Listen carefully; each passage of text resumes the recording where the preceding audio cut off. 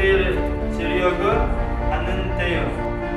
어디 뭐 부산 và 그거 어긋나서 보시면 돼요. 여기 20일 시작한다.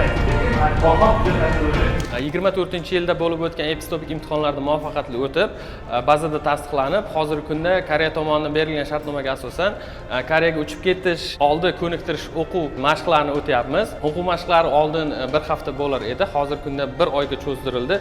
Bu bizga juda ham yaxshi imkoniyatni berdi. Ya'ni biz koreys tilida ravon, chiroyli gapirib, erta Koreyaga borganda koreyslar bilan bemalol muloqot qilishimizga ancha yordam beradi. Koreys tili darslari to'liq chiroyli o'tkazilmoqda.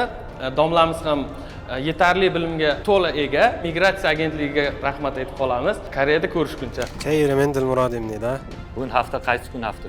Onurin Volyoyli imnida. Koreys madaniyatini o'rganish sizlarga hozir juda kerakli narsa deb o'ylayman. Mana shu narsani eslangni chiqarmayman. Manyappayo. Ne? Okeyga manyappayo. Ko'proq qayeringiz og'riyapti. Yelkam ko'proq og'riyapti. Biz so'zlarni so'zma-so'z tarjima qilib o'rganyapmiz. Bu so'zlar Koreyada moslashib ketishimiz uchun bizga yordam bo'ladi. Hozirda Samarqand shahrida Koreyaga ketish oldi ko'niktiruv o'quv kurslarida o'qib boryapman. Bizga afzallik tomonlari avval bir hafta bo'lgan o'qish, hozirgi kunda bir oylik qilibdi. Hozir shu o'quv kurslarida o'qib boryapmiz. Sharoitlar yaxshi. Bizga yanada afzallik tomoni, men Navoiy viloyatidan bo'lganim uchun bir oy o'qish Toshkentda bo'lgandan ko'ra Samarqandda bo'lgani menga juda afzal. Chunki shanba kuni darsda o'tib, yakshanba kuni uyimga borib kelyapman. Mana shu tomoni afzallik tomonlari. Yoki modu. Deyarli bularga so'z. Ayta savol bor ekan, tagida o'zi.